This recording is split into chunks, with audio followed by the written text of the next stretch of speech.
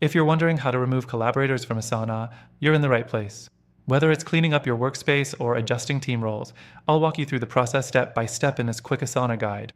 Let's get started. First, you need to be the project owner or an admin of the workspace to remove collaborators. If you're just a member, you won't have the necessary permissions.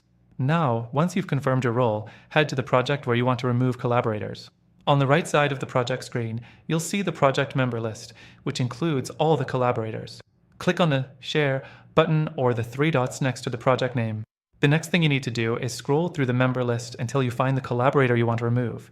Once you've found them, hover over their name, and you'll see a small option to remove them. Click Remove to take them off the project. The fourth thing to know is that removing a collaborator from a specific project doesn't delete their Asana account or remove them from other projects they are part of. So, they can still have access to other projects or tasks unless you remove them from those as well. If you accidentally removed the wrong person, don't worry. You can always re-add them by going back to the project, clicking the Share button again, and entering their email to invite them back in. Next thing to keep in mind, removing a collaborator doesn't affect their tasks or comments. They'll still be able to see the tasks in their own view, but they won't be involved in the project anymore.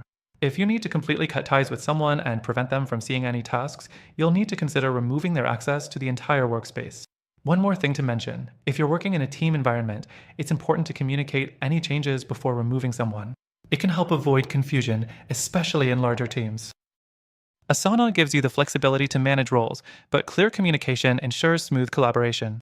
Before we wrap up, let me remind you that you can get Asana for completely free by following the first link in the description below. And we've got some exclusive bonuses that you can only get through our link. To finish, remember that removing collaborators from Asana is a simple task as long as you have the right permissions.